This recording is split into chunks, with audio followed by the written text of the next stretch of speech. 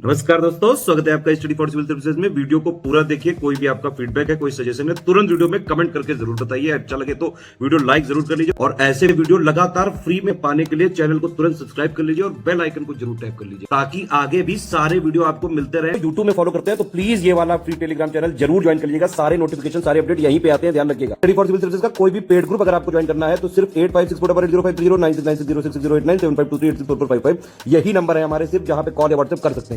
Instagram पे हमारा page जरूर फॉलो कर लीजिएगा, स्टडी फॉर सिविल .सर्विसेज है। ट्विटर पे हमको जरूर फॉलो कर लीजिएगा, @स्टडी फॉर सिविल्स है। नमस्कार, आदाब, सत श्री अकाल। स्टडी फॉर सिविल सर्विसेज के यूट्यूब चैनल में आप सबका मैं स्वागत करती हूं। और आज के अपने इस मॉड्यूल में हम यहां पर कौन सा मॉड्यूल देखने वाले हैं? 14 मॉड्यूल देखेंगे आज की इस वीडियो में, जो कि आपका हिंदी माध्यम में होगा, यानी कि यूपीपीएससी बीईओ प्री 2022 के लिए हम ये मॉड्यूल्स को कवर कर रहे हैं। तो आपने पिछले मॉड्यूल्स नहीं देखे तो उन्हें प्लीज़ जाकर देख लीजिए। हमारा यूट्यूब चैनल अभी तक सब्सक्राइब नहीं किया तो उसको भी सब्सक्राइब कर लीजिए। हमारा फ्री टेलीग्राम ग्रुप ज्वाइन कर सकते हैं। इसमें आपको देखिए इंपॉर्टेंट क्वेश्चंस हो गए, पिक्स हो गए, वॉइस लेक्चर्स हो गए, इंपॉर्टेंट अपडेट्स वगैरह और ट्रेंडी पैटर्न्स जो हैं वो आप उनको वहाँ पर फॉलो कर सकते हैं। पेड क्विज को अच्छे से आपको फॉलो करना है। और जी ये जो पेड क्विज है जिसपे 25 क्वेश्चंस आपको दिए जा रहे हैं इंपॉर्टेंट, वो आपके मॉड्यूल्स पर ही बेस्ड होने वाले हैं। ठीक है, तो पेड क्विज जो है उसको किसी भी हाल में आप इग्नोर ना करें और इन सारे क्वेश्चंस को सॉल्व करेंगे तो मॉड्यूल्स में जो पढ़ा है उसको वहाँ पर जब आके जाकर आप प्रश्नों को सॉल्व करेंगे तो पता चलेगा कि प्रश्नों की प्रकृति कैसी, कैसे क्वेश्चंस पूछे जाते रहे हैं। तो प्रैक्टिस जितना ज़्यादा खुद करेंगे, जितना ज़्यादा खुद को मांझेंगे, उतना ज़्यादा आप निखर कर आएंगे, एग्जाम्स में बेस्ट परफॉर्म कर पाएंगे। ठीक है, आइए आज के मॉड्यूल में हम सबसे पहले कृषि से संबंधित कुछ महत्वपूर्ण फैक्ट देखने वाले हैं। हमने पिछले मॉड्यूल्स में भी जो और मॉड्यूल्स दे चुके हैं उसमें भी हमने एग्रीकल्चर के काफ़ी फैक्ट्स को जो है कवर किया है, काफ़ी पोर्शन को कवर किया है। यहाँ पर आज हम उसके कुछ बाकी की फसलों में जैसे हम आलू देखेंगे। आप देखते हैं कि आलू का जो जन्म स्थान है उसे पेरू माना जाता है। ठीक है, कहते हैं कि 17वीं शताब्दी में पुर्तगालियों के द्वारा आलू को भारत में लाया गया था। यहाँ लाइन टू लाइन समझना है, पढ़ना है। इसमें 22.6% कार्बोहाइड्रेट यानी कि स्टार्च पाया जाता है और इसमें देखेंगे लोहा, मैग्नीशियम, विटामिन सी का अच्छा स्रोत माना जाता है। तो देखिए ध्यान रखना, आलू में इतना कार्बोहाइड्रेट पाया जाता है। लोहा, मैग्नीशियम, विटामिन सी का अच्छा स्रोत आलू माना जाता है। इसमें सेलोनिन, चाकुनिन और ग्लाइको एल्केलॉइड जैसे हानिकारक पदार्थ परिस्थिति जन्य स्थितियों के कारण उत्पन्न हो जाते हैं। तो याद रखने वाली बात क्या है, पेरू का स्थान माना था 17वीं शताब्दी में पुर्तगालियों के द्वारा भारत में लाया गया। कार्बोहाइड्रेट, लोहा, मैग्नीशियम, विटामिन सी इसके अच्छे स्रोत हैं। अप टू डेट कुफरी अलंकार देखिए, लास्ट टू लास्ट मॉड्यूल में मैंने आपको बताया था आलू की जो कई किस्में थी उसमें कुफरी शब्द का काफ़ी बार इस्तेमाल हुआ था आलू के लिए। तो क्यों हुआ था इसको हम नीचे वाली लाइन में पढ़ेंगे। देखिए कुफरी जो अलंकार है, कुफरी बहार, कुफरी चंद्रमुखी, कुफरी बादशाह आदि आलू की बहुत सारी किस्में हैं। और तमिलनाडु के नीलगिरी पहाड़ी इलाकों में आलू की 2 किस्में, कुफरी नीलिमा और कुफरी फ्राई सोना की खेती बहुत यातायात की जाती है। तो आपसे यहाँ पर इस तरह से प्रश्न पूछे जा सकते हैं कि किस राज्य में जो है वो आप देखेंगे आलू की कुफरी नीलिमा और कुफरी फ्राई सोना की खेती बहुत ज़्यादा की जाती है। तो जब आपको ये वाला स्टेटमेंट पूरी तरह से पता होगा तब आप यहाँ पर अच्छे से इस प्रश्न का उत्तर दे पाएंगे। अब देखिए यहाँ पर कुफरी शब्द का इस्तेमाल क्यों है, देखेंगे जो केंद्रीय आलू अनुसंधान केंद्र है वो आपका शिमला यानी कि हिमाचल प्रदेश में है। हिमाचल प्रदेश के कुफरी में अवस्थित होने के कारण वहाँ से जो भी किस्म रिलीज होती है उसका नाम के आगे कुफरी लगा दिया जाता है। ठीक है, आलू की अगेती जो बुआई है आप देखेंगे सितंबर में और पहाड़ों में फरवरी में की जाती है खेती जो है इसकी। ठीक है, आलू की खेती की बात कर रहे हैं ये। इसके बाद आप यहाँ देखिए कि आलू बोने के लिए 2.5 से लेकर 30 सेंटीमीटर व्यास वाले 20 से 25 कुंटल जो आलू के बीज प्रति हेक्टेयर लगाए जाते हैं, ये इसका प्रोसेस रहता है। ठीक है, इसके बाद आलू के भंडारण के लिए उचित तापक्रम क्या 4 डिग्री से 6 डिग्री सेल्सियस, आर्द्रता इसकी 85 से 90% होनी चाहिए। झुलसा जो है वो आलू की फसल का प्रमुख रोग है, याद रखिएगा ये रोग बहुत बार फसलों में पूछे गए हैं। तो झुलसा क्या है, आलू की फसल का एक रोग है। अगेती अंगमारी जो है आपका और पछेती अंगमारी ये आलू के मुख्य कवक जनित रोग है। कौन से, अगेती अंगमारी और पछेती अंगमारी, यहाँ पर उसके नाम डिटेल में और दिए गए हैं। भागीरथी घाटी में आलू और राजमा की कृषि प्रारंभ करने का जो श्रेय है वो फ्रेडरिक विल्सन को दिया जाता है। तो भागीरथी घाटी जो आपकी है उसमें आलू और राजमा की कृषि को सबसे पहले किसने लाया है, प्रारंभ किया है, फ्रेडरिक विल्सन ने किया है। ठीक है, अब यहाँ टमाटर की बात करें, टमाटर क्या है, प्रोटेक्टिव फूड है। जो डिब्बा बंद जैसे टिफिन वगैरह जाते हैं उनमें सब्जियों में इसका प्रथम स्थान माना जाता है। इसमें calcium, potassium, sodium, phosphorus, vitamin C भरपूर मात्रा में पाया जाता है। तो किस फसल में कौन कौन से विटामिन और ये सारे मिनरल्स वगैरह, मिनरल्स कह रही हूँ, मेरा मतलब है कैल्शियम, पोटेशियम, सोडियम, फास्फोरस इत्यादि जो पाए जाते हैं उनको हमें याद रखना है, क्योंकि यहाँ से डायरेक्ट स्टेटमेंट बनते हैं, तो आपको रट लेना है। टमाटर का जन्म स्थान जैसे आलू का था वैसे यहाँ पर मैक्सिको को माना गया, भारत में इसे भी पुर्तगालियों के द्वारा लाया गया है। टमाटर के लिए जो बीज है वो 400 से 500 ग्राम प्रति हेक्टेयर लगाया जाता है। तो इसकी बुआई किस इस प्रकार से होती है। महाराष्ट्र में नासिक और पूना और कर्नाटक में बंगलौर में निर्यातक गुणवत्ता युक्त जो टमाटर है उनका प्रोडक्शन किया जाता है। पूसा शीतल कम तापमान में उगाए जाते हैं। पूसा H1 ये अधिक तापमान में, हिसार अरुण अत्यंत अगेती ये अर्का मेघालय कम वर्षा वाले क्षेत्रों में, पंजाब छुआरा, पूसा रूबी अंगूर लता, अर्का सौरभ आदि जो उन्नतशील टमाटर की ये क्या है, किस्में हैं। तो इन किस्मों को एक बार थोड़ी झलक देख लीजिएगा। टमाटर में फल वेरॉन की कमी फटते हैं। टमाटर के जो फल होते हैं बोरॉन की कमी से फटते हैं। हमने पिछले मॉड्यूल्स में इनको देखा था किस तत्व की कमी से जो है इसमें रोग और इसमें जो लक्षण दिखाई देते हैं वो कुछ इस प्रकार से बोरॉन की कमी से टमाटर फल जो है वो फटने लगते हैं। ठीक है, इसके बाद इसमें लीफ कर्ल नामक जो वायरस होता है, वायरस है, ये वायरस जनित रोग है, ये टमाटर में का ये मुख्य रोग पाया जाता है, लीफ कर्ल। ठीक है, अब यहाँ पर सब्जियों से संबंधित कुछ मुख्य फैक्ट दिए गए हैं, जैसे कि बैंगन क्या है, विटामिन बी का अच्छा स्रोत माना जाता है। ठीक है, सफ़ेद बैंगन जो है वो डायबिटीज़ के जो पेशेंट्स होते हैं उनके लिए काफ़ी हेल्पफुल होता है। और बीटी बैंगन के इंट्रोडक्शन पर लोगों के विरोध का कारण उपभोग करने पर स्वास्थ्य पर और जैव विविधता पर पड़ने वाला हानिकारक प्रभाव है। मेन मुद्दा यहाँ है बैंगन जो है विटामिन बी का आपका अच्छा स्रोत होता है। पूसा संबंध और पूसा मुक्ता पत्ता गोभी की किस्में हैं। तो पूसा मुक्ता और पूसा संबंध यहाँ पर एक एक लाइन में फैक्ट है, तो इसे मुझे पढ़ना पड़ा है। ये पूसा संबंध पूसा मुक्ता क्या है, पत्ता गोभी की आपकी किस्में हैं। पूसा केतकी, पूसा दीपाली, व्हाइट स्ट्रोवाल, पूसा हिमज्योति आदि ये फूल गोभी की किस्में हैं। तो इनको याद कर लेना आपको, कौन सी फूल गोभी की किस्में हैं, कौन सी आपकी जो है वो क्या कहते हैं पत्ता गोभी की किस्में, याद रखिएगा। इसके बाद सभी कुकरबिट्स जो सब्जियां हैं, जैसे ये देखिए कुकरबिट्स की जो बात आ रही, तो कुकरबिट्स में कौन कौन सी सब्जियां आती हैं उनको समझ लीजिए ज़रा। यहाँ पर जो कुकरबिट सब्जियां जिनको बोलते हैं हम, एक्चुअली वो कद्दू वर्गीय सब्जियां होती हैं और ये होम गार्डन में सबसे अधिक उगाए जाने वाली सब्जियों में से एक है। ठीक है, ये सब्जियां खासकर गर्म मौसम में अच्छी तरह बढ़ती हैं और कद्दू वर्गीय सब्जियों के अंतर्गत मुख्य रूप से खीरा, कद्दू, स्क्वैश, तरबूज, खरबूजा इत्यादि इसमें शामिल होते हैं। क्लियर है। देखिए कुकुरबिट्स जो सब्जियां हैं वो जैसे उसमें खीरा, कद्दू, स्क्वैश, तरबूज, खरबूजा इत्यादि हैं। अधिकतर आप देखेंगे गर्म जलवायु की, इसमें इन फलों को उत्पादन करने में गर्म जलवायु की आवश्यकता होती है। ज़्यादातर ये जो कुकुरबिटेसियस जो फसलें हैं वो कड़वापन और ग्लूकोसाइड विटोसिन के कारण इसमें पाया जाता है। तो इसका कड़वापन देखिए, खीरे में जैसे कड़वापन वगैरह आप देखते हैं ना, तो कड़वापन किसके कारण पाया जाता है, ग्लूकोसाइड कुकुरबिटोसिन के कारण ये कड़वापन इसमें पाया जाता है। ना कि केवल खीरों में विटेसियस जो फसलें उसमें जो कड़वापन पाया जाता है वो इस कारण से पाया जाता है। खीरा पीलियाग्रस्त रोगी के लिए बहुत अच्छा माना जाता है, जिनको पीलिया वगैरह हो जाता है। पूसा सहयोग खीरा का प्रसिद्ध किस्म है, पूसा सहयोग याद रखिएगा। पूसा मेघदूत, पूसा नवीन, सम्राट, लौकी, सुविख्यात फसल, ये क्या है आपकी किस्में हैं। ठीक है, किसकी यहाँ पर किसकी, खीरे की बात कर रहा है। प्याज में जो चरपराहट होती है ना वो किस कारण से होती है, एलाइल प्रोपाइल डाई सल्फाइड के कारण। ये बहुत बार पूछे गए प्रश्न है, तो इन्हें ना अच्छे से देखते रहिए, जैसे जैसे मैं हाईलाइट कर रही हूँ उनको रट लेना है आपको। प्याज में जो चरपराहट है वो आपकी किस कारण से होती है, एलाइल प्रोपाइल डाई सल्फाइड के कारण होती है। क्लियर है। नासिक सफ़ेद, पटना लाल, पूसा लाल, अर्का निकेतन और अर्का प्रगति आदि प्याज की प्रमुख किस्में हैं। ये आपकी प्याज और लहसुन का जो राष्ट्रीय अनुसंधान केंद्र है वो आपका पूरे महाराष्ट्र में है, ध्यान रहेगा। कद्दू वर्गीय सब्जियां जो कुकुरबिटस अभी हमने देखा था, जो कुकुरबिट वेजिटेबल्स हैं, कद्दू वर्गीय सब्जियों में लिंग भेद परिवर्तित करने के लिए इथरेल यानी कि यहाँ पर पादप वृद्धि नियामक का प्रयोग किया जाता है। ठीक है, यहाँ पर फसलों के कुछ रोग और उनके जनक दिए गए। क्या क्या, जैसे धान फसल में कौन सा रोग होता है, टुंगरो रोग होता है। इसका जनक कौन है, किसकी वजह से होता है ये, तो राइस टुंगरो वायरस के कारण। तो ये रोग कौन सा है, टुंगरो, तो राइस टुंगरो वायरस के कारण धान में ये रोग होता है। ठीक है, आभासी कंड देखेंगे, उद्भट्टा, ये सब क्या है, धान में होने वाले रोग हैं, ये पूछे जाने वाले प्रश्न है तो याद रखिएगा। तो आभासी कंड किसकी वजह से होता है ये रोग, क्लेविसेप्स ओराइजा सिटाइवा की वजह से ये रोग होता है। उद्वट्टा की बात करें तो इफेलिस ओराइजा की वजह से ये रोग आपके धान में होता है। ठीक है, गेहूं में जो रोग होते हैं उसे गोरोई किट कहा जाता है, पीला किट, भूरा किट, काला किट। तो ये किस किस के, ये इनके जनक कौन है, ये रोग के कारण क्या है, कौन ये रोग किसकी वजह से रोग पैदा होता है? तो पक्सीनिया स्टीफार्मिस की वजह से, पक्सीनिया रिकॉन्डेटा की वजह से, पक्सीनिया ग्रेमिनस ट्रिटिसाई की वजह से। बाजरा में अरगट कंड और हीरावाल रोग जो है वो आपके मुख्य रोग हैं। ठीक है, मक्का में जीवाणु जनित आप देखेंगे, जीवाणु तना ये विगलन जो है ये आपके इसमें जो है रोग है। इसमें चना में देखेंगे उकटा, मटर में भी उकटा और जड़ विगलन, चूड़ेल आसिता जो है वो मटर के रोग हैं आपके।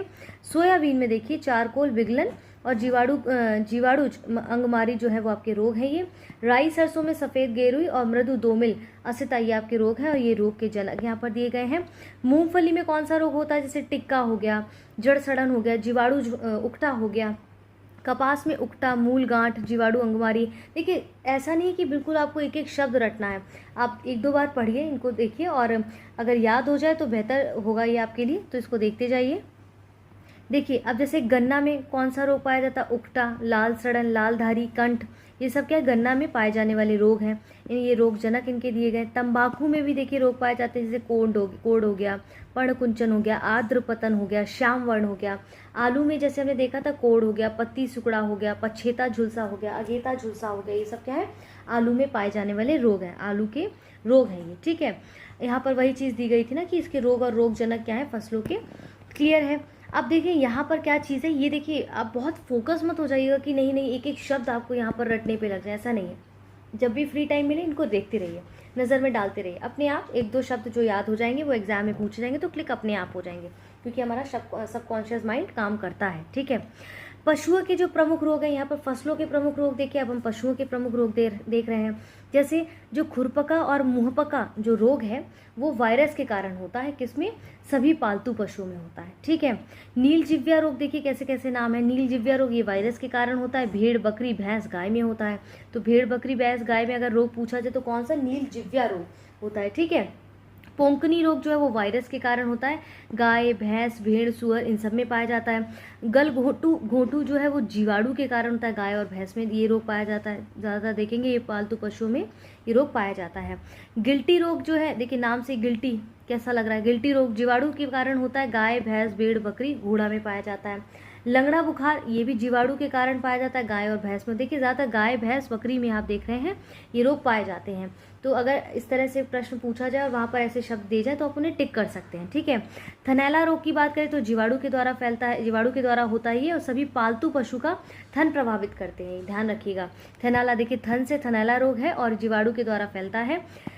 निमोनिया जीवाणु के द्वारा फैलता है, गाय, भैंस और बकरी, भेड़ में होता है। चेचक देखिए वायरस के द्वारा फैलने वाला रोग है, गाय, भैंस, बकरी और भेड़ में ये भी होता है। क्षय रोग जीवाणु के द्वारा गाय, भैंस, बकरी, भेड़ में ये भी होता है। गिल्क फीचर की बात करें तो सीए की कैल्शियम की कमी से गाय में पाया जाता है। जॉन रोग देखेंगे तो जीवाणु के कारण होता है और इन सब में पाया जाता है। देखिए यहाँ पर अब मछली में देखिए अलग से दिख रहा है कुछ है ना, तो सेप्रोली जो ग्रिया रोग है वो कवक के कारण होता है, मछली में ये रोग पाया जाता है। ठीक है, हो सकता है मछलियों को। गिलराट जो है वो भी कवक के द्वारा, मछलियों में ये रोग हो सकता है। पंख और पुंछ सड़न जो रोग है वो जीवाणु के द्वारा होता है और मछली में पाया जाता है। संक्रमण गर्भपात ये जीवाणु के द्वारा फैलने वाला रोग है, गाय, भैंस, बकरी, सुअर में होता है। अफारा रोग दूषित आहार खाने से जुगाली करने वाले पशुओं में ये अफारा रोग होता है, ध्यान रखिएगा। ठीक है, चलिए अब यहाँ पर मुर्गियों के प्रमुख रोग दिए गए। फसलों के रोग, पशुओं के रोग जो हमने पालतू पशुओं के देखे, इसमें अब हम मुर्गियों के रोग देखने वाले हैं। जैसे रानीखेत एक रोग है, किसके कारण से होता है? वायरस जनित ये है। ठीक है, और F1 टीका और RV टीका के कारण इसको ठीक किया जा सकता है। इसके बाद वैक्सीन और सीरम का प्रयोग करके जो फाउल कालरा रोग है वो जीवाणु जनित जो रोग है उसे इससे ठीक किया जा सकता है। फाउल पॉक्स जो है वो वायरस जनित है और चेचक टीका का प्रयोग किया जाता है। फ्लोरम की बात करें तो जीवाणु जनित सफ़ेद रंग का दस्त है ये। ठीक है, और आहार में 0.4% फ्यूरालॉजी डॉन मिलाना पड़ता है, जिसके कारण ये रोग ठीक हो सकता है। मुर्गियों की बात हो रही है यहाँ पर सिर्फ। ठीक है, यहाँ पर कॉक्सीडियोसिस जो है वो जीवाणु जनित लाल रंग का स्राव होता है नाक से। इसको रोकने के लिए क्या करते हैं कि सल्फा थायोजोल आहार में प्रयोग किया जाता है। ठीक है, बर्ड फ्लू में देखें पक्षियों विशेषकर मुर्गियों पर प्रभावित करती हैं ये बर्ड फ्लू जो है मुर्गियाँ के पक्षियों में विशेषकर प्रभावित मुर्गियाँ हैं। वायरस संक्रामक और महामारी के रूप में प्रकोपित होता है और प्रभावित पक्षियों को नष्ट कर देना चाहिए इसमें जो जिनको ये हो जाता है ना, तो इस तरह से है। देखिए खपतवार नियंत्रण क्या है आपका, खपतवार क्या है, ऐसे पौधे जो अवांछित स्थानों पर बिना बोई अपने आप ही उग जाते हैं, उनकी उपस्थिति लाभ की तुलना में हानिकारक होती है। ठीक है, उस फसल को विभिन्न रूप में क्षति पहुंचाकर उपज की हानि करता है, खपतवार कहलाता है। तो खपतवार के कुछ उदाहरण देखेंगे, जैसे गेहूं की फसल में उगने वाला जंगली जई का पौधा खपतवार का उदाहरण है मुख्य। ठीक है, खपतवार वही है कि एक अवांछित पौधा है जो बिना बोई खेतों में या अन्य स्थानों पर उगकर तेजी से बढ़ता है और अपने समीप के पौधों की वृद्धि को दबाकर उसकी क्षमता को घटा देता है, जिससे फसलों की गुणवत्ता काफ़ी गिर जाती है। सभी खपतवार अवांछित पौधे हैं, लेकिन सभी अवांछित पौधे खपतवार नहीं होते हैं।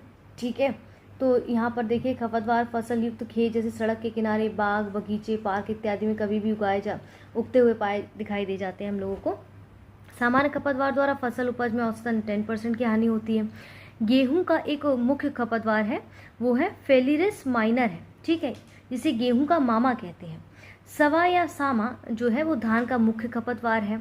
कांस बहुवर्षीय, प्याज रबी ऋतु और हजारदाना खरीफ और विसक परा जो जायद है और खरीफ दोनों ऋतुओं का प्रमुख खपतवार है। ठीक है, मेन हमें खपतवार से संबंधित यहाँ पर 1-2 पॉइंट्स है, उनको देखना है। खपतवार नियंत्रण हेतु संस्तुति शाकनाशी कौन कौन से फसल के लिए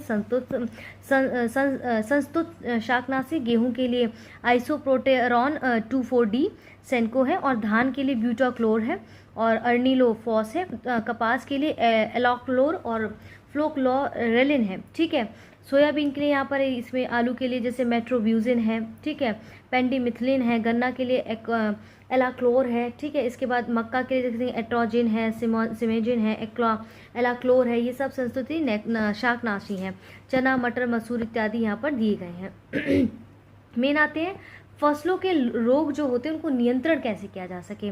जैसे धान की फसलों में जो रोग अभी हमने देखा था, उनके कारक देखे थे कि पत्ती का भूरा धब्बा जो है वो हेलमिंथो स्पोरियम ओराइजी की जो बात कर रहे हैं, वो खड़ी फसल में जिंक मैग्नीज कार्बामेट 2 किलोग्राम प्रति हेक्टेयर छिड़केंगे तो ये धान में जो ये रोग है इससे निपटारा किया जा सकता है, इस पर नियंत्रण किया जा सकता है।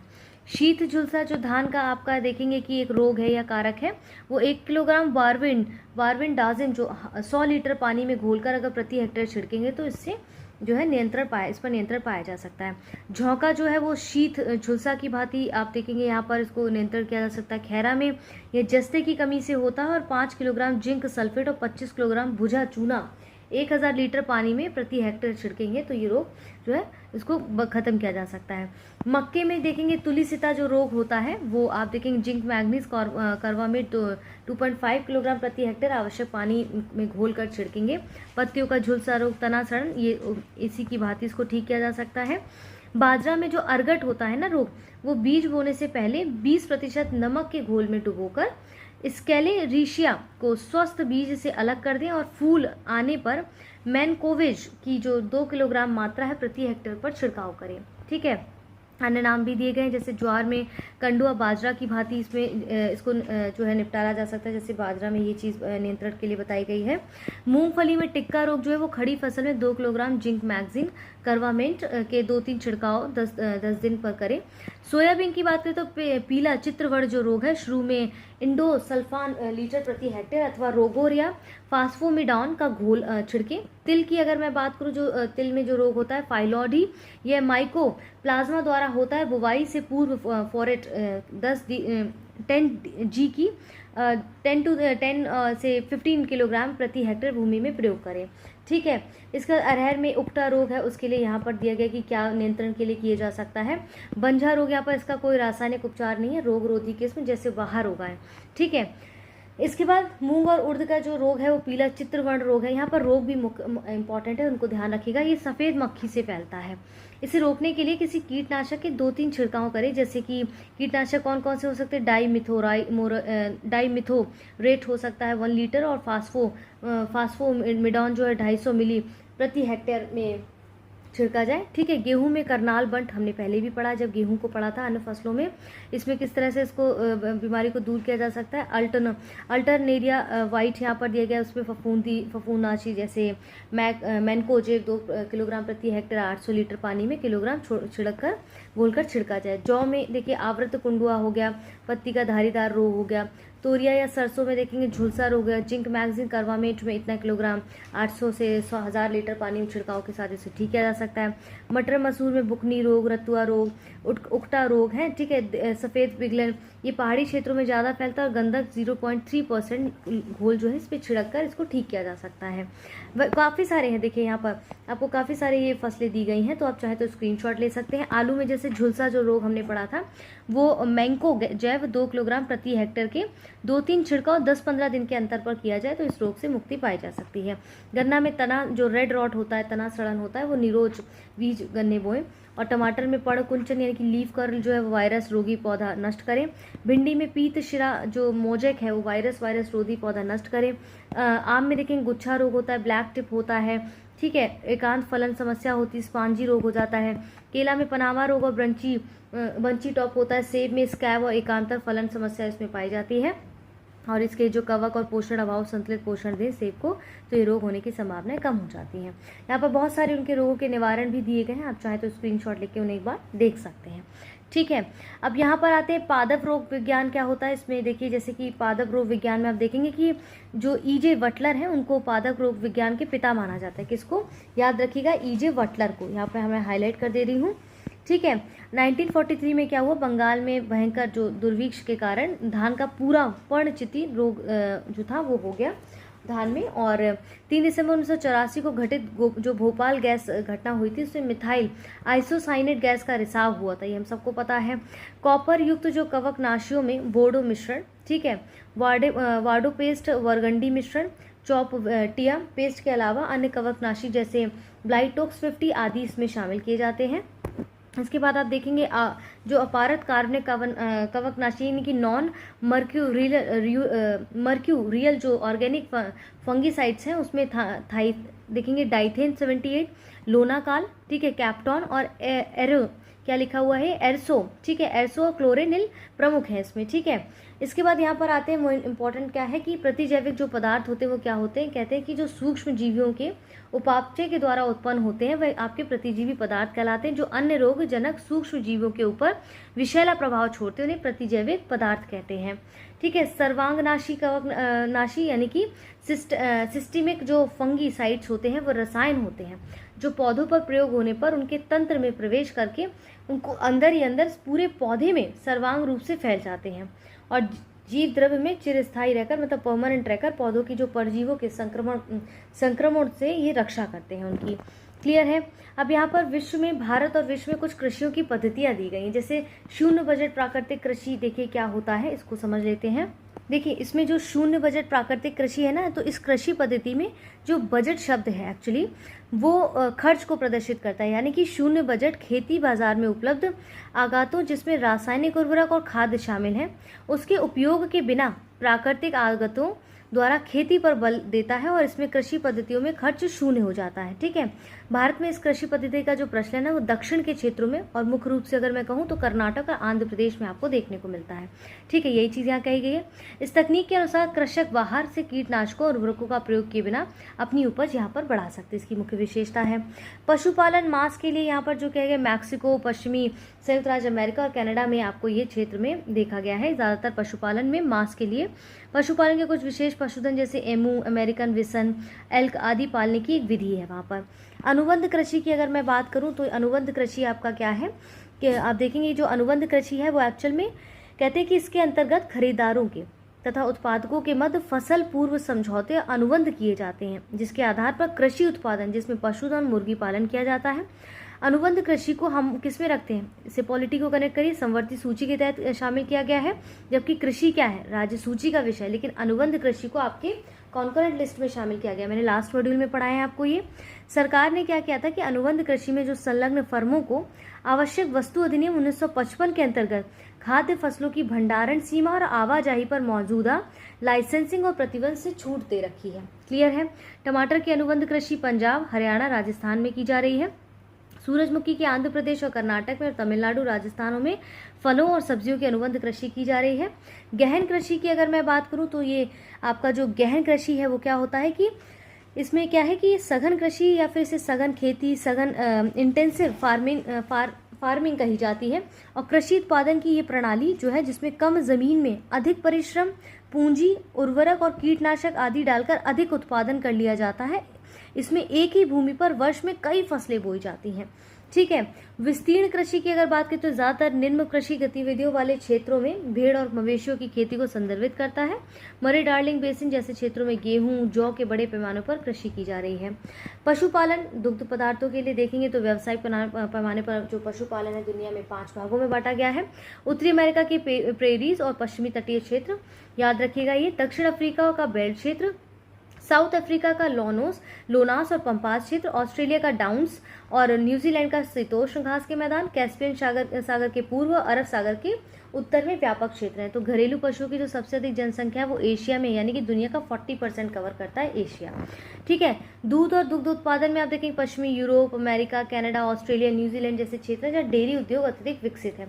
डेनमार्क में, नीदरलैंड और न्यूजीलैंड में डेयरी उद्योग सहकारी आधारित है। न्यूजीलैंड जो है वो भौगोलिक दृष्टि से जो मिल्क प्रोडक्शन है उसके बाजार के क्षेत्रों में काफ़ी दूर है और यहाँ पर दुग्ध और अन्य दुग्ध उत्पादन जैसे दूध पाउडर, चीज़, योगार्ट में परिवर्तित करके बाहर भेजा जाता है, डायरेक्ट मिल्क नहीं ट्रांसफ़र किया जाता है। ठीक है। मांस में देखेंगे इंग्लैंड जो है दुनिया में मांस का सबसे बड़ा आयातक देश कहा जाता है। अमेरिका दुनिया में पोर्क का सबसे बड़ा निर्यातक है, ध्यान रखिएगा। ऊन की अगर बात की जाए तो उत्पादकता में ऊन की जो गुणवत्ता के मामले में भेड़ से जो ऊन प्राप्त होती है बहुत इंपॉर्टेंट होती है। ठीक है।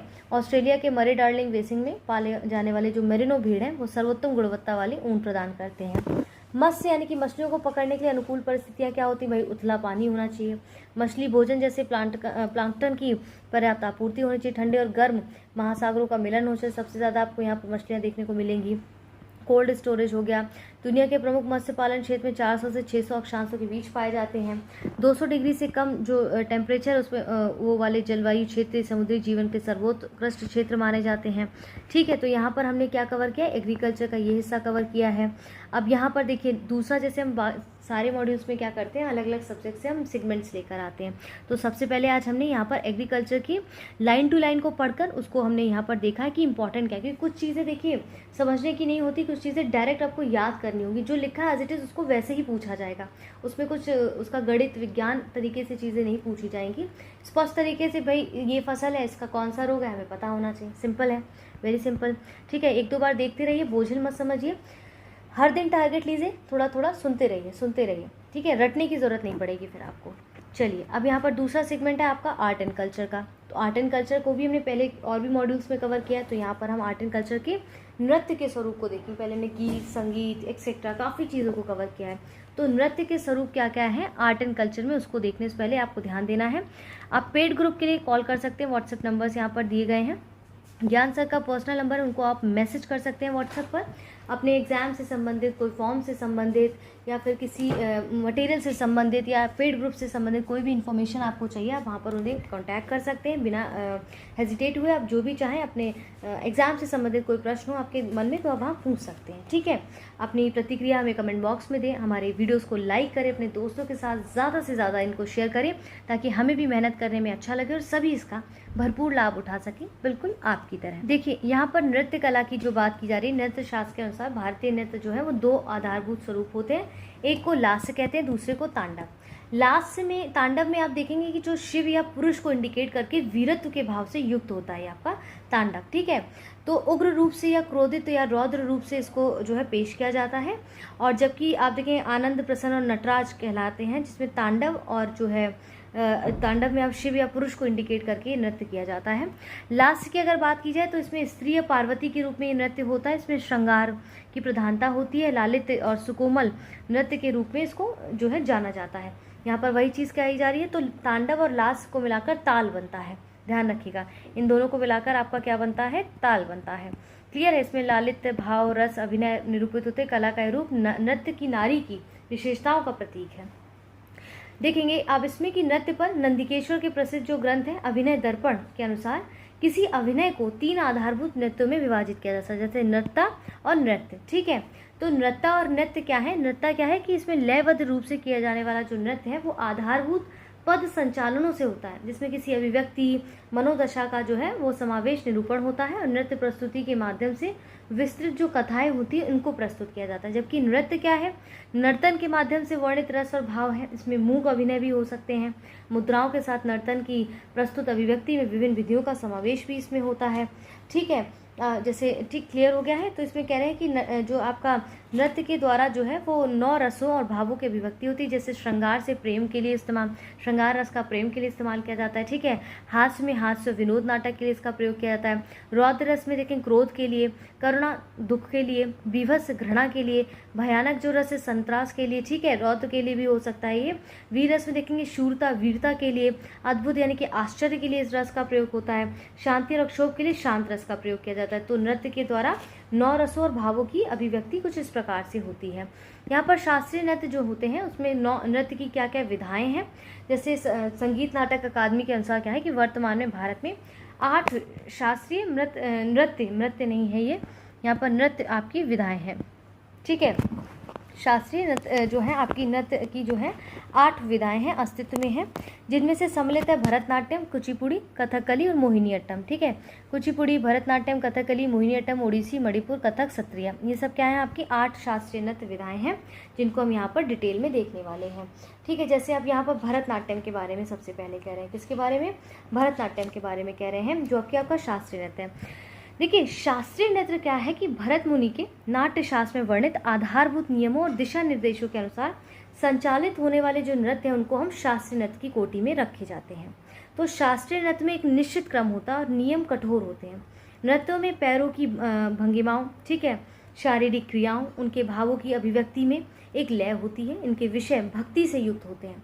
शास्त्रीय नृत्य में ये माना जाता है कि ज्ञान हस्तांतरण के जो है वो आप देखेंगे कि गुरु के माध्यम से जो है हो सकता है, और यह गुरु शिष्य परंपरा शास्त्रीय नृत्य कला शैली का मुख्य तत्व है। और इसी आधार पर 8 शास्त्रीय नृत्य हैं, जिसको सबसे पहले हम भरतनाट्यम में देखने वाले हैं। भरतनाट्यम किस राज्य का नृत्य है? तमिल संस्कृति का एकल नृत्य कहा जाता है, तमिलनाडु से संबंधित है ये। तमिल में नाट्य का अर्थ होता है नृत्य। ठीक है, ये मंदिर की नर्तकियों और देवदासियों के द्वारा किया जाता था। देवदासी प्रथा से संबंधित होने के कारण इसे सम्मान प्राप्त नहीं था, लेकिन 20वीं सेंचुरी में क्या हुआ? रुक्मणी देवी के प्रयासों से इसे सम्मान मिला। तो भरतनाट्यम में नृत्य और अभिनय शामिल होता है, और इस नृत्य में मुख्यतः शारीरिक भाव भंगिमाओं पर विशेष बल दिया जाता है। इस नृत्य को प्रायः अग्नि नृत्य के नाम से भी जाना जाता है, चूंकि भरतनाट्यम में जो है अधिकांश शारीरिक मुद्राएं लहराती हुई आग की लपटों के समान दिखाई देती हैं, इसीलिए इसे अग्नि नृत्य भी कहा जाता है। और इस नृत्य का आरंभ अलारिथु से होता है, जिसका अर्थ फूलों से सजावट करना है, तथा नृत्य का अंत तिल्लाना से होता है। ठीक है, यहाँ पर यही दिया गया है, यही सब चीज़ें इसमें दी गई हैं। कुचिपुड़ी जो है वो आपका आंध्र प्रदेश में नृत्य देखने को मिलता है, और इसमें आप देखेंगे जो कुचिपुड़ी है वो बेसिकली मटका नृत्य या फिर थाल नृत्य भी इसे कहते हैं। इसमें क्या होता है कि ये शास्त्रीय संगीत नृत्य आंध्र प्रदेश के कुचेलपुरम ग्राम से संबंधित होने के कारण इसे कुचिपुड़ी कहा गया है। यह गीत संगीत का सम्मिलित रूप है। ये भगवत पुराण इसके प्रमुख विषय है। कुचिपुड़ी नृत्य में पद संचालन और हस्त मुद्राओं का विशेष महत्व है। इसमें श्रृंगार रस की प्रधानता होती है, और कभी कभी नर्तक गायक की भूमिका स्वयं निभाता है। कुचिपुड़ी नृत्य की खास विशेषता ये रहती है कि पीतल की जो थाल होती है ना, उस पर नर्तकी क्या करते हैं, नर्तकियों द्वारा पैर रखकर नृत्य किया जाता है। आपने देखा होगा, कई बार नहीं देखा है तो जो चीज़ मैं बताती जा रही हूँ विशेषता, आप उन्हें नेट पर सर्च करके उनकी पिक्चर को देखिएगा, मज़ेदार लगेंगी। नृत्य के इस रूप को तरंगम कहते हैं। कुचिपुड़ी नृत्य की एक खास विशेषता ये भी है कि नृत्य करते समय कलाकार पैर के अंगूठे से फर्श पर एक काल्पनिक आकृति बनाता है, जो किसी कथानक को व्यक्त करता है। नृत्य के इस रूप को जलचित्र नृत्य भी कहते हैं, और इस नृत्य में विजयनगर साम्राज्य में विकसित हुई नृत्य की यक्ष ज्ञान परंपरा शामिल है, और इसमें वायलिन एवं मृदंग प्रमुख वाद्य यंत्र होते हैं। और कुचिपुड़ी नृत्य के प्रमुख कलाकार राधा रेड्डी और चेन्ना सत्यम है। क्लियर है? इसके एक्स्ट्रा भी मैं आपको चीज़ें बता रही हूँ। कथकली जो कि केरल में सबसे ज़्यादा प्रसिद्ध है, और इसके मंदिरों में, केरल के मंदिरों में शास्त्रीय नृत्य की शैली काफ़ी प्रसिद्ध थी, और केरल के स्थानीय लोग नाटक और कुडियट्टम और कृष्णट्टम इसके प्रेरणा स्रोत हैं, और इसमें मूलतः पौराणिक कथाओं को इसमें शामिल किया जाता है। कथकली मुख्यतः पुरुषों का नृत्य होता था, लेकिन रागिनी देवी ने पुरुषों के एकाधिकार को तोड़ा और पुरुष प्रधान नृत्य होने के कारण स्त्री पात्र का नृत्य भी पुरुष करते थे। तो फिर क्या हुआ, कथकली नृत्य में नेत्र और भवों का संचालन सबसे महत्वपूर्ण होता है। नृत्य में रामायण और महाभारत के प्रसंगों को दर्शाया जाता है कथकली में, और गाथा गीत भी गाते हैं। ठीक है, इसमें गीत और अभिनय भी मिश्रण होता है। कथकली नृत्य 2 प्रकार के पात्र होते हैं, जैसे पाचा नायक और केटीकत्ती यानी कि खल्लाएं। तो नर्तक के चेहरे पर लाल और हरा रंग जो आपको देखने को मिलेगा वो अलग अलग चरित्र का सूचक होता है। जैसे हरा रंग जो होता है ना, वो सद्गुण और ईश्वर और मर्यादा का सूचक है। जो लाल रंग अपने फेस पे पेंट किया होता है वो पाप का सूचक होता है। अभी देखेंगे इस तरह से जो कथकली है वो अच्छाई और बुराई के बीच चलने वाले संघर्ष को व्यक्त करती है, तथा तांडव नृत्य का प्रतिनिधित्व भी ये करती है।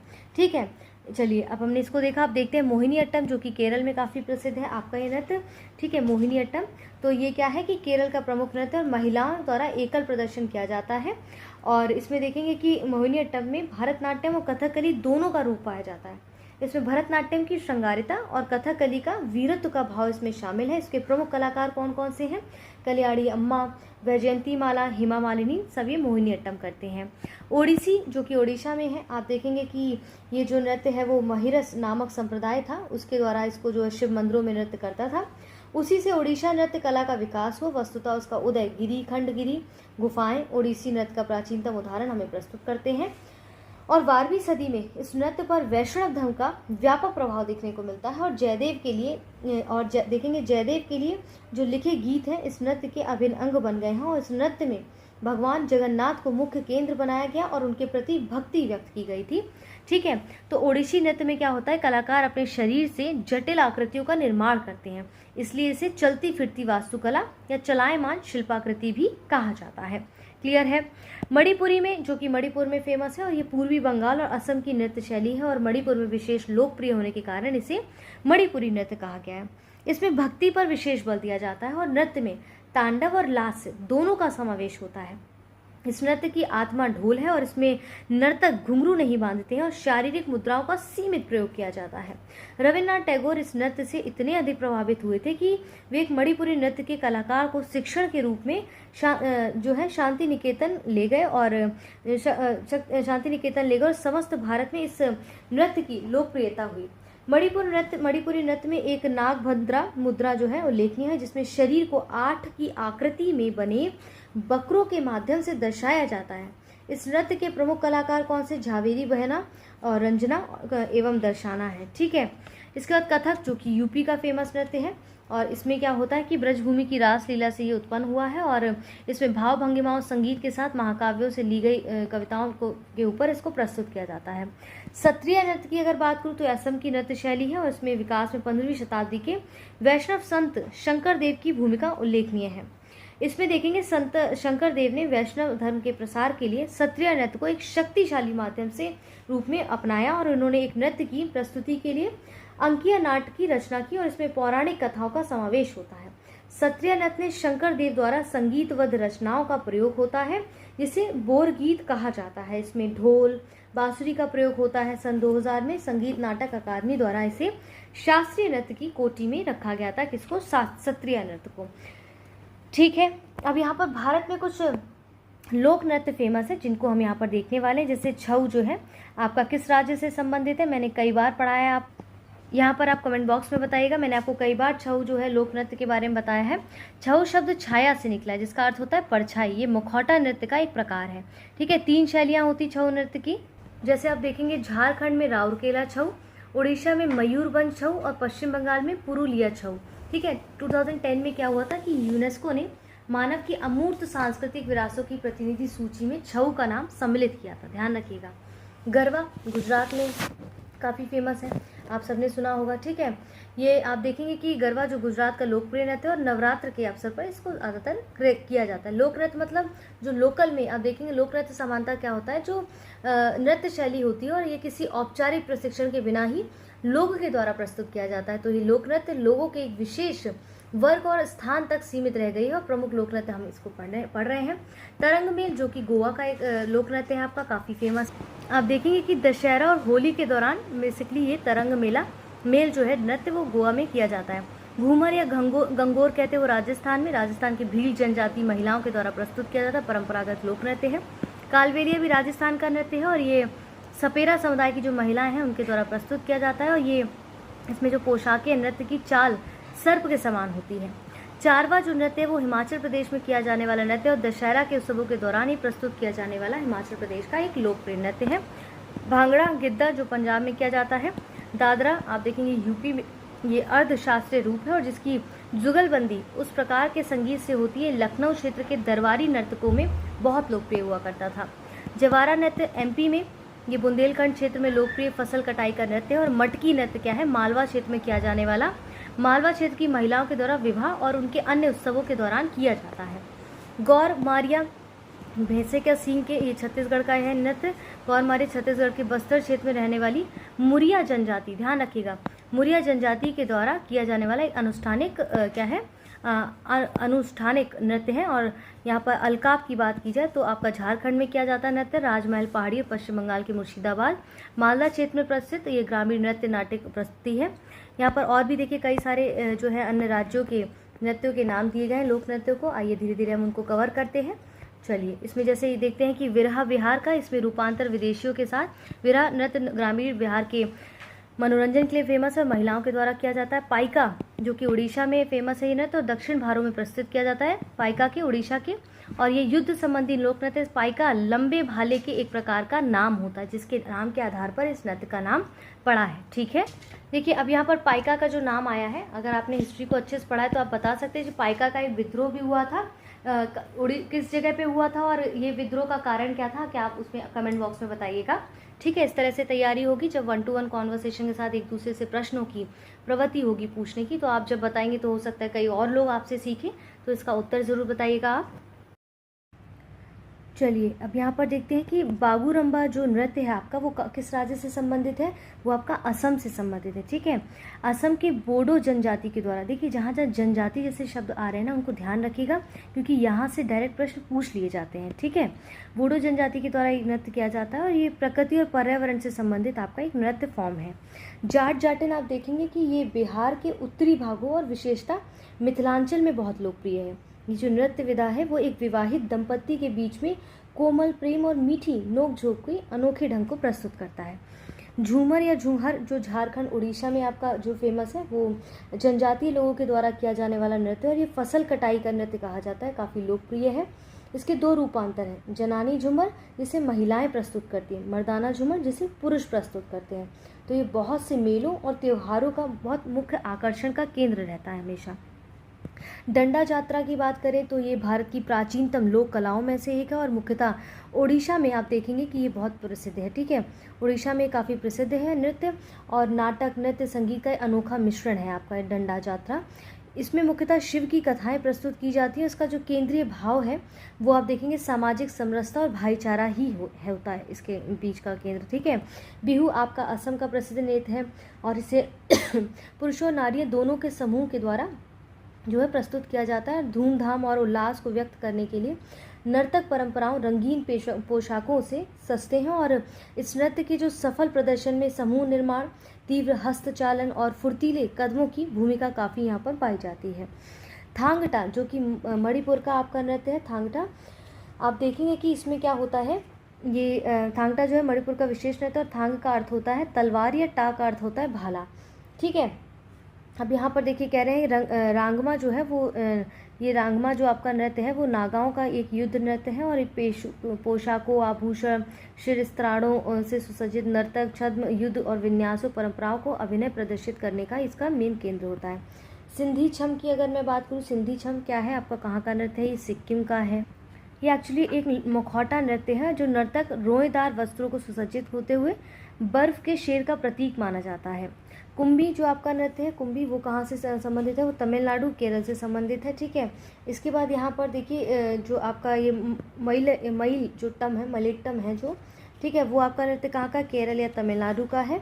ठीक है, इसके बाद आप यहाँ पर कह रहे हैं ये जो नृत्य है वो लोक नृत्य है केरल तमिलनाडु का। इसमें युवतियाँ रंगीन केश सज्जा और चोंच और पंखा लगाकर मयूर के वेश में सजती हैं और मयूर मतलब मोर नृत्य के रूप में इनको जाना जाता है। और कहते हैं इसी प्रकार से अन्य नृत्य में कलाई अट्टम जो वृषभ नृत्य है यानी कि कराड़ी अट्टम यानी कि भालू नृत्य, आली अट्टम यानी कि राक्षस नृत्य और पप्पू अट्टम यानी कि सर्प नृत्य इसमें किया जाता है।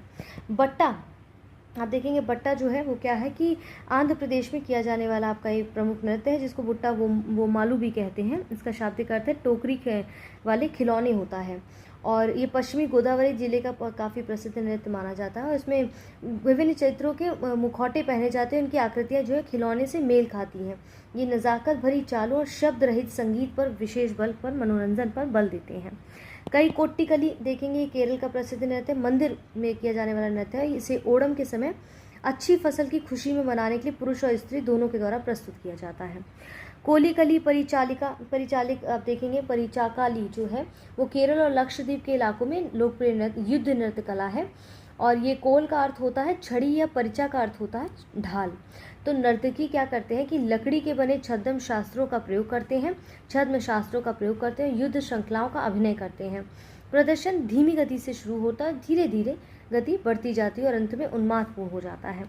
पटाकुनिथा देखेंगे आप, तो मैसूर क्षेत्र में काफ़ी लोकप्रिय नृत्य है और मुख्य रूप से पुरुषों द्वारा पटा नाम से प्रसिद्ध रंगीन रिबनों से सुसज्जित होकर लंबे बाल के खंभों का प्रयोग कर प्रस्तुत किया जाने वाला एक धार्मिक नृत्य है। चक्यार कुथु ये केरल का नृत्य है और ये सांप की भांति इसमें कलाकार को स्वयं को सजाते हैं और गद्य और पद का संयोजन होता है। समानतः मलयालम में वर्णित किया जाता है। झूमर जो कि आप देखेंगे पंजाब का आपका विशेष नृत्य है झूमर, ठीक है। आप झूमर जो है आपका झूमर एक्चुअली आपका देखिए यहाँ पर जो झूमर की बात कर रहे हैं वो यहाँ पर जो है झारखंड उड़ीसा का भी आप देखेंगे ये जो नृत्य है, ठीक है। ये नृत्य मौसम पंजाब और आसपास के क्षेत्रों में जनजातीय सिखों के द्वारा किया जाता है, ठीक है। अब झूमर एक और नृत्य है जिसमें झारखंड उड़ीसा के जनजातीय लोगों के द्वारा भी किया जाता है, हाँ ठीक है। और अगर आपको लगता है इसमें कोई इन्फॉर्मेशन आपके पास एक्स्ट्रा है तो आप बताइएगा। इसके बाद कर्मा नाच जो है, कर्मा नाच जो आपका नृत्य है वो छोटा नागपुर पठार का, इसमें कई जनजातियों के द्वारा आदिवासी त्योहारों कर्मा के दौरान ये नृत्य किया जाता है। राउत नाच की अगर बात करें तो ये आपका छत्तीसगढ़ से संबंधित है, आपका राउत नाच, ठीक है। देखिए अलग अलग तरीके के नाम है, अलग अलग राज्यों से संबंधित है, तो जो सामने आता जा रहा है उसको थोड़ा सा एक बार आपको देखते चलिएगा और इसको स्किप नहीं करना है, थोड़ा ही बहुत थोड़ा डेली देखना है ताकि ये आपको याद हो सके अच्छी तरह से। अब देखिए इसमें कह रहे हैं जो राउत नाच है वो छत्तीसगढ़ का यादव समुदाय के द्वारा ये विशेषता दिवाली के त्यौहार के दौरान छत्तीसगढ़ में किया जाने वाला नृत्य है। दुमहल जम्मू कश्मीर का नृत्य है और ये बट्टल जनजाति के द्वारा जम्मू एंड कश्मीर में किया जाता है। फुगड़ी महाराष्ट्र गोवा का है और इसमें कोंकण क्षेत्र की जो महिलाएं वो नृत्य करती हैं। चेराव मिजोरम में लोक नृत्य है ये और बांस की छड़ियों के साथ इसे किया जाता है और मूलतः इसका मूल जो है वो विदेशी है। दखलई उड़ीसा का नृत्य मुख्य रूप से उड़ीसा के दशहरे के त्यौहार के दिन किया जाने वाला नृत्य है, जनजातीय नृत्य। हुलीवेशा कर्नाटक का है और बाघ की तरह विचित्र पुरुष नर्तकों को शामिल किया जाता है। टिप्पड़ी देखिए नाम ही उसका है टिप्पड़ी डांस का, ठीक है, गुजरात में किया जाता है और ये विशेष रूप से महिलाओं के द्वारा किया जाता है जो एक लोकगीत की ताल पर टिप्पड़ी के साथ फर्श को पीटती हैं। करड़ी पुडुचेरी में किया जाता है और रावण पर भगवान राम की जीत का जश्न मनाने के लिए किया जाता है। तेरा ताली राजस्थान में किया जाने वाला कमार जनजाति के द्वारा। देखिए ये सब चीज़ें आपको अच्छे से पढ़ लेनी होगी एक बार, ठीक है। इसमें समझने वाला कुछ नहीं भाई, ये नृत्य है, चाहिए तो इसके पिक्चर देख लीजिए जाके आप ऑनलाइन और इसको देखिए, समझने की कोशिश करिए। खोजागिरी जो नृत्य है आपका वो त्रिपुरा में किया जाने वाला नृत्य है, कौन सा, खोजागिरी नृत्य, ठीक है। और जो झूमर है ना, एक्चुअली देखिए जो झूमर मैं ऊपर बता रही थी पंजाब में भी ये करेक्ट है, पंजाब में भी जो है कटाई के मौसम के दौरान किया जाने वाला जनजातीय सिखों द्वारा किया जाने वाला नृत्य है और इसे वृत्त में गोलाकार में किया जाता है और ढोल की थाप पर हाथों या कंधों की गति सबसे महत्वपूर्ण भाग होती है। तो वेशभूषा भांगड़ा के समान होती है और व्यापारी द्वारा बलूचिस्तान से भारत को इस नृत्य को लाया गया था, ठीक है। अब यहाँ पर लोक नाट्य कला दिया गया है आपको, जिसमें देखिए कई सारे नाट्य कलाएँ आपको दी गई हैं। ये 3 वर्गों में वर्गीकृत किए गए, अनुष्ठांगिक नाट्य कला, ठीक है, अनुष्ठानिक नाट्य कला, दूसरा है मनोरंजन नाट्य कला, तीसरा आपका है दक्षिण भारतीय नाट्य कला। तो नाट्य कला जो है वो इसको हम इस तरह से यहाँ पर डिवीजन के साथ पढ़ेंगे और इसमें यहाँ पर अलग अलग तरीके से इनके नामों के विभाजन के साथ इसको दिया गया है। तो लोक नाट्य कला बेसिकली क्या होता है कि जहाँ संस्कृत नाट्य कला अपने नाटकों के प्रबंधन में अधिक नगराभिमुख और परिष्कृत थी और लोक नाट्य कला का जुड़ाव ग्रामीण जीवन शैली से था, यह देहाती ढंग और नाटकीय शैली में प्रदर्शित होता है, ठीक है। तो अनुष्ठानिक जो नाट्य कला उसमें अंकिया नट कला, रामलीला, रासलीला, भूत, रम्मन ये आपके शामिल होते हैं, ठीक है। और इसमें फिर मनोरंजन नाट्य कला में जैसे आप देखेंगे भवई, दसकठिया, गरुड़ा, चात्रा, करियाली, मांझ, नौटंकी, ठीक है, पोवाड़ा, स्वांग, तमाशा, भावना, दशावतार, भांड, ये सब आपके इसमें शामिल होते हैं। ये क्या है? नाट्य कला के वर्गीकरण है, ठीक है। इसके बाद आप देखते हैं दक्षिण भारतीय नाट्य कला में यक्षगान हो गया, वुर्रा कथा हो गया, वायलता हो गया, ताल मंडाले हो गया, थेयम हो गया, कृष्णअट्टम हो गया, कुरुवंजी हो गया, ठीक है। नाट्य कला राज्य और उनके अन्य तथ्य दिए गए हैं यहाँ पर। जैसे अनुष्ठांगिक नाट्य कला में क्या था कि भक्ति आंदोलन के दौरान, इसको समझिएगा, यहाँ पर क्या था कि भक्ति आंदोलन के दौरान लोक नाट्य कला दर्शकों और प्रस्तुतकर्ताओं दोनों के लिए ईश्वर के प्रति अपने विश्वास को प्रकट करने का लोकप्रिय माध्यम बन चुका था, ठीक है। जिसमें आपको ये यहाँ पर नाट्य कला के नाम दिए गए, जैसे अंकिया नाट हो गया। ये सब क्या है? अंकिया नाट जो है वो असम में देखिए एकांकी है, ये परंपरागत एकांकी है। और इसका जो प्रारंभ है वो वैष्णव संत शंकर देव के द्वारा और उनके शिष्य महादेव के द्वारा 16वीं शताब्दी में शुरू किया गया था। इसे ओपेरा शैली में प्रस्तुत किया जाता है। इसमें कृष्ण की जीवन लीलाओं का चित्रण भी यहाँ पर किया जाता है, ठीक है। रामलीला में देखेंगे यही चीज़ है, उत्तर प्रदेश के क्षेत्र में लोकप्रिय है। और दशहरा के पूर्व की अवधि में गीतों, नृत्य और संवादों के आधारित रामायण का मंचन होता है। रासलीला ये गुजरात के क्षेत्र में लोकप्रिय है, ठीक है। गुजरात के क्षेत्र में कृष्ण और राधा के किशोर अवस्था में प्रेम कहानियों के लिए नृत्य नाट्य मंच है ये, ठीक है। भूत आराधना देखेंगे तो इसमें क्या है, इसका अर्थ होता है प्रेत होता है भूत का अर्थ। और कर्नाटक के कन्नड़ जिले में प्रचलित मृत पूर्वजों की आराधना के लिए परंपरागत एक प्रथा रही है। रम्मन देखेंगे, रम्मन जो कि उत्तराखंड में आपका गढ़वाल क्षेत्र में ये कर्मकांडी नाटक है और स्थानीय देवता भूमियाल को समर्पित होता है। और ये मानवता की अमूर्त सांस्कृतिक विरासत के रूप में यूनेस्को की प्रतिनिधि सूची में इसको सूचीबद्ध किया गया है। और भंडारी जाति के लोग जो है वो नरसिंह यानी कि आधा मानव आधा शेर के प्रतीक का पवित्र मखौटा पहनते हैं इसमें, क्लियर है। भवाई जो कि आपका राजस्थान का मनोरंजन आधारित नाटक है आपके ये वाले, ठीक है। भवाई जो है राजस्थान का जो है नृत्य है, गुजरात का कच्छ और काठियावाड़ क्षेत्रों में काफ़ी प्रचलित है। और इसमें वेश या स्वांग के नाम से विख्यात जो लघु नाटकों की श्रृंखला है उसमें प्रत्येक नाटिका के कथानक का वर्णन करने के लिए नृत्य का व्यापक प्रयोग इसमें किया जाता है, ठीक है। जैसे आप देखेंगे इसमें 10 काठिया हो गया, ये उड़ीसा का नृत्य है। इसमें कहते हैं कि ये 2 कथावाचक होते हैं और इसमें मुख्य गायक होता है तथा पालिया और जो सह कथावाचक होता है वो होते हैं इसमें। और इस विधा का एक सन्निकट रूपांतरण है जैसे छैती घोड़ा, जिसमें 2 वाद्य यंत्र होते हैं, ढोल और मोहरी, और 3 कथावाचकों का इसमें प्रयोग होता है। जात्रा आप देखेंगे पूर्वी भारत का लोकप्रिय नृत्य और एक मुश्तकाश ये प्रस्तुति होती है जिसमें वैष्णव संत श्री चैतन्य के द्वारा इसे प्रारंभ किया गया था। कृष्ण की शिक्षाओं का प्रसार करने के लिए यात्रा के माध्यम से इसका प्रयोग किया गया था, ठीक है। करियला जो आपका वो मुक्ताकाश नाट्य कला का एक अन्य अंग है और जो हिमाचल प्रदेश की तराइयों में प्रसिद्ध है। इसमें ग्राम्य मेले त्योहारों को समय मंचित और प्रस्तुति रात्रि में इसमें की जाती है।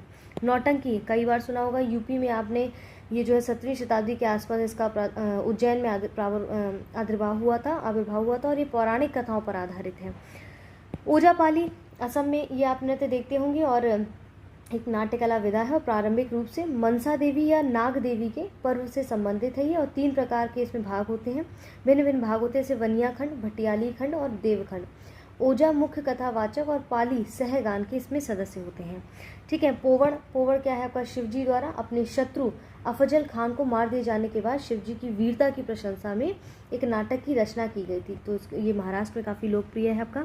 स्वांग की बात करें तो पंजाब हरियाणा में काफ़ी फेमस है। छंदों के माध्यम से गाए जाने वाले एक तारा, हारमोनियम, सारंगी, ढोलक जैसे वाद्य यंत्रों की सहायता से ये संगीत में नाटक प्रस्तुत किया जाता है। तमाशा आपका महाराष्ट्र में किया जाता है, ठीक है। ये जो है महाराष्ट्र में काफ़ी फेमस है और तमाशा प्रस्तुतियों में समानता लावड़ी गीतों का जो है समावेश होता है। भांड पथेर की बात की जाए तो ये जम्मू कश्मीर का फेमस नृत्य है। भावना असम का है, ठीक है। माजुली द्वीप के लोक नाट्य कला है ये। दशावतार महाराष्ट्र का है। नकल भांड पंजाब यूपी का है आपका।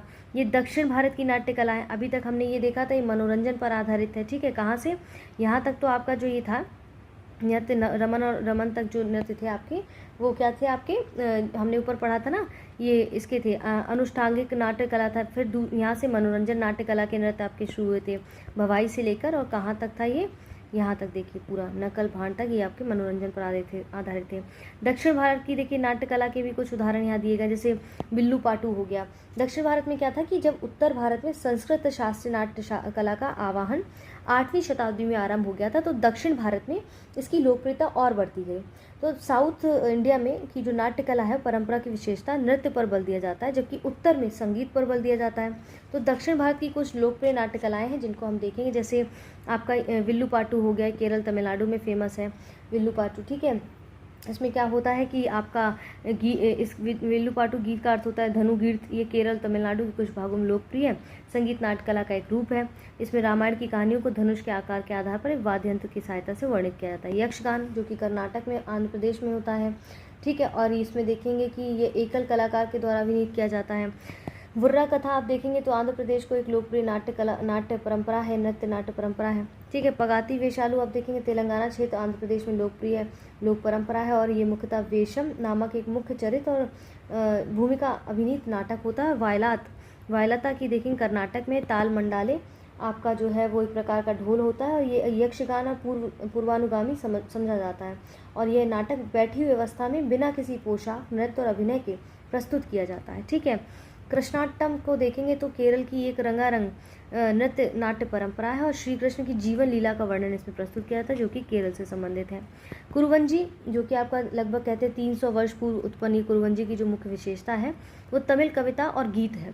प्रथम कुरुवंजी की जो रचना है वो थिरुकुट्राजप्पा कवियार के द्वारा की गई थी, ठीक है। इसमें प्रेम दग्ध नायिका के इर्द गिर्द घूमते हैं, केंद्रीय भाव इसका यही रहता है। और जो नायिका के भाग्य की भविष्यवाणी करता है वो कुरुवंजी का शाब्दिक अर्थ होता है भविष्यवक्ता, जो नायिका के भविष्य की भविष्यवाणी करता है। क्लियर है। इसकी मुख्य नृत्य विद्या क्या है, भरतनाट्यम होती है, ठीक है। इसमें देखिए कुछ चीज़ें नहीं भी दी गई, इसको मैंने खुद से आपको बताने का प्रयास किया है। अब यूपी के यहाँ पर कुछ आपको जीके दिया गया, जैसे यूपी की प्रमुख नदियाँ कौन कौन सी, इसका मैप उठाइए और देखिए अभी इसी वक्त इस वीडियो को पॉज करके कहाँ कहाँ पर। जैसे गंगा का उद्गम स्थान उत्तराखंड है, यमुना का भी उत्तराखंड है, घाघरा का तिब्बत है, ठीक है। रामगंगा का उत्तराखंड है, चंबल और सोन का मध्य प्रदेश है, राप्ती का नेपाल है, बेतवा का भी मध्य प्रदेश है, गोमती का उत्तर प्रदेश है, ठीक है। उद्गम स्थान की मैं बात कर रही हूँ आपकी, केन आपका मध्य प्रदेश की नदी है उद्गम स्थान, और टोन्स भी है। इसके बाद आप देखिए इसमें प्रमुख स्थित जो झीलें हैं यूपी की, उनके नाम और का स्थान यहाँ पर दिया गया। जैसे कीठम सरोवर ये आगरा में स्थित स्थान है, ठीक है। ये जो झील है आपका बड़ा ताल ये शाहजहानपुर में है, कुंद्रा समुंदर ये कहाँ उन्नाव में आपका। कई सारे नाम यहाँ पर दिए गए, जैसे चित्तौरा झील, पयाल झील की बात करें तो बहराइच में है, ठीक है। नौह झील आपका मथुरा में है। इसके बाद आपका दार्शनिक कुंड जो मिश्रिक है ना उसमें कुंड है, ये नैमिषारण्य का कुंड है, जिसे सीतापुर में है ये। इसके बाद रायबरेली में भुगेताल और विसैथाल का जो है बरेली में ये झील है आपकी। अलवारा झील आपकी कौशाम्बी में है, ठीक है। इसके बाद देखिए यहाँ पर वल्हापारा जो है वो कानपुर में ये झील है आपकी, और सुरहाताल क्या है बलिया में ये स्थान है, ये झील है आपकी, ठीक है। यहाँ पर ये झीलें पाई जाती हैं, इनको एक बार एक नज़र डाल लेना है। कोकिला कुंड या फिर कृष्ण कुंड जो है कोकिला वन मथुरा में है। मोती झील आपकी कानपुर शहर में है। सागर ताल बदायूं में है। बाखरा झील आपका संत कबीर नगर में। लिलौर झील बरेली में है। और बेती अजगरा नैया झील कहाँ पर, प्रतापगढ़ में। और भी जिनको मैंने स्किप किया आप उन्हें देख सकते हैं, जो जो इंपॉर्टेंट है उसको मैं बताती गई हूँ। और औंधी ताल आप देखेंगे वाराणसी में आपकी। क्लियर है।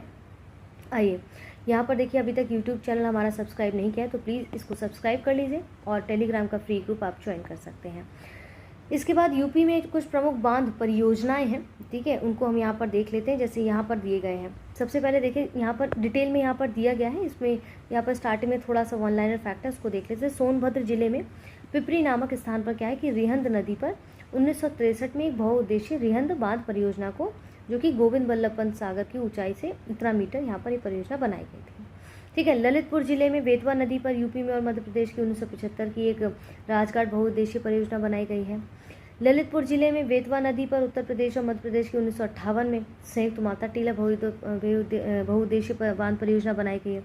सोनभद्र जिले में कन्हार नदी पर कन्हार बांध की बनाया गया है। मिर्जापुर जिले में जिरगो नदी पर जिरगो जलाशय बांध बनाया गया है। तो यहाँ पर थोड़ा थोड़ा आपको ये देखते जाना है। देखिए, जब यूपी फैक्ट और कृषि के जो फैक्ट्स आते हैं एग्रीकल्चर के, उनको एक दो बार कंटिन्यू कानों में ईयरफोन लगा के सुनते रहा करिए। कभी कभी होता है जैसे कुछ चीज़ें आप याद नहीं रख सकते, लेकिन कई बार सुनने से क्या होगा, आपके कॉन्शियस माइंड में बैठ जाएंगी। तो जब पेपर में ऑटोमेटिकली सामने आएगा तो आपको खुद ही याद आ जाएगा, ठीक है।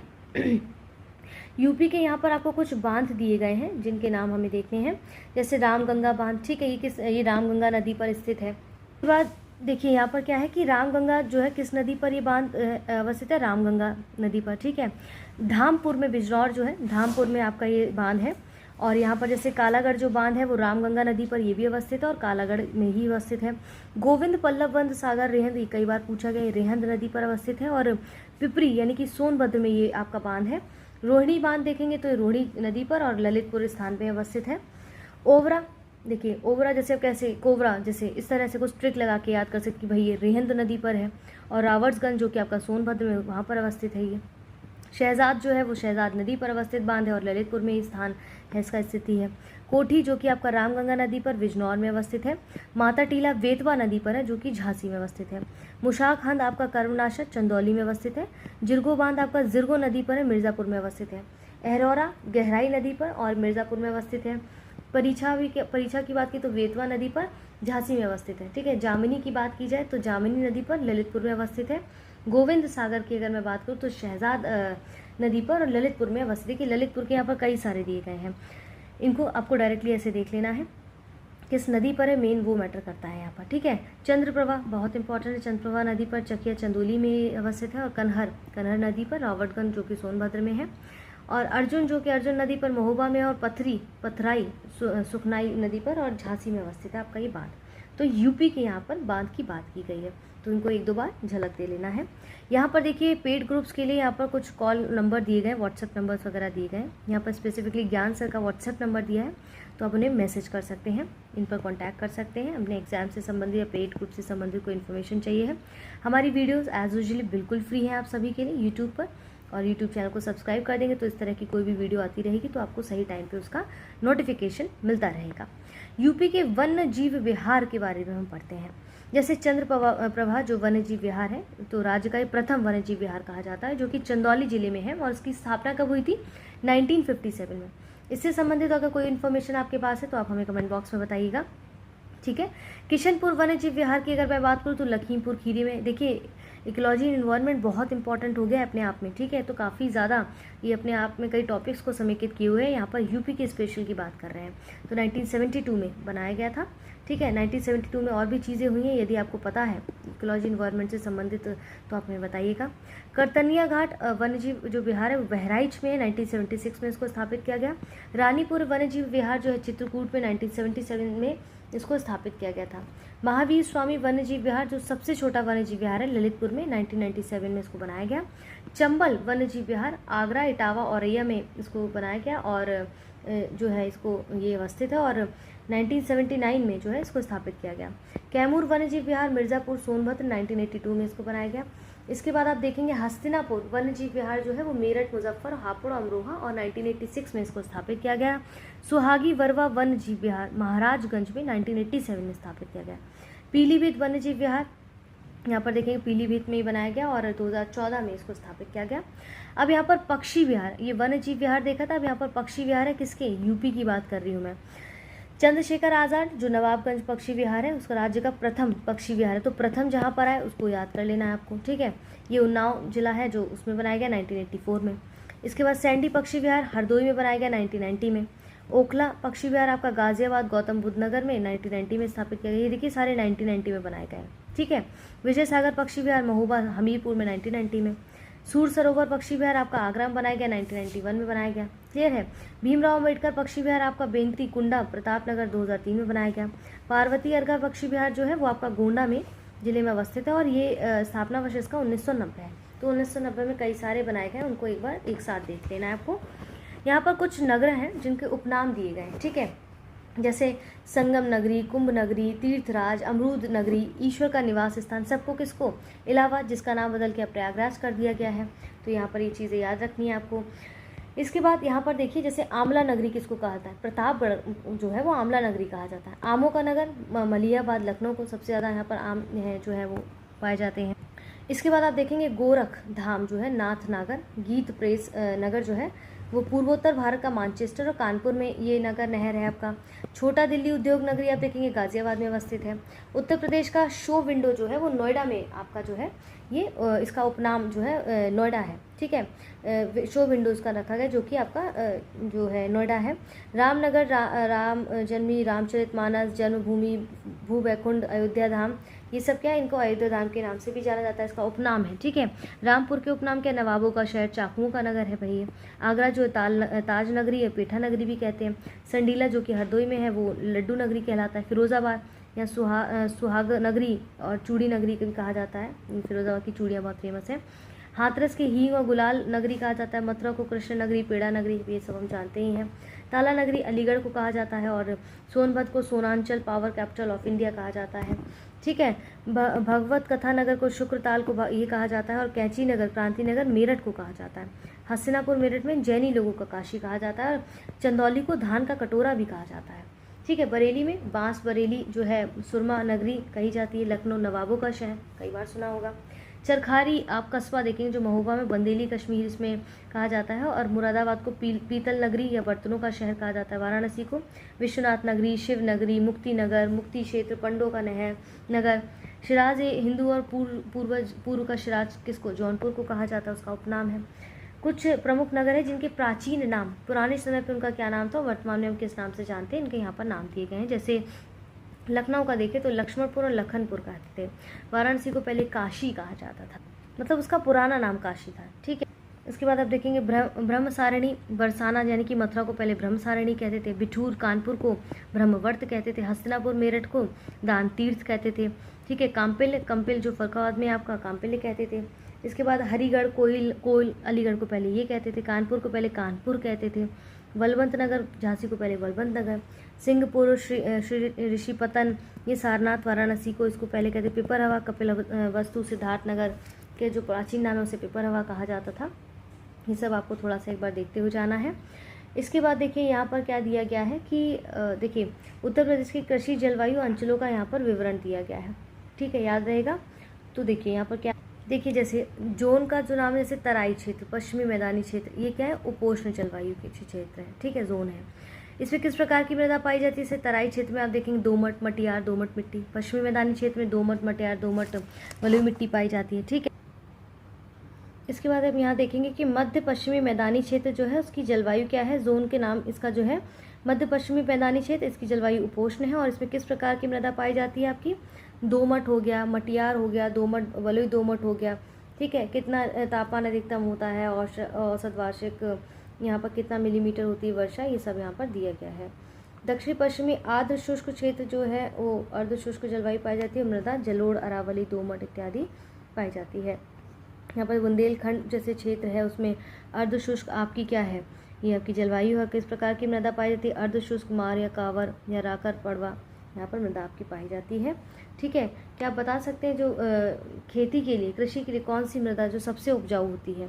उत्तर पूर्वी मैदान क्षेत्र में समशीतोष्ण जलवायु पाई जाती है और यहाँ पर देखेंगे कि दोमट मटियार दोमट बलुई दोमट ये सब आपकी मिट्टी पाई जाती है। विंध्य क्षेत्र में समशीतोष्ण जलवायु पाई जाती है, मटियार दोमट और बलुई दोमट मटियार यहाँ पर इसकी मृदा पाई जाती है। क्लियर है, यहाँ पर ये सब चीज़ें दी गई हैं, आप इसको एक बार देख लीजिएगा। आगे आते हैं, यूपी में चिन्हित नई जल विद्युत परियोजनाएं कुछ दी गई हैं। जैसे खेरी जो परियोजना है वो सहारनपुर जिले में, कहाँ पर है, सहारनपुर, ये जल विद्युत परियोजनाएं हैं। ठीक है, माधो देखेंगे, माधो एक जो परियोजना है वो आपका पीलीभीत में है, कहाँ पर है, पीलीभीत में है।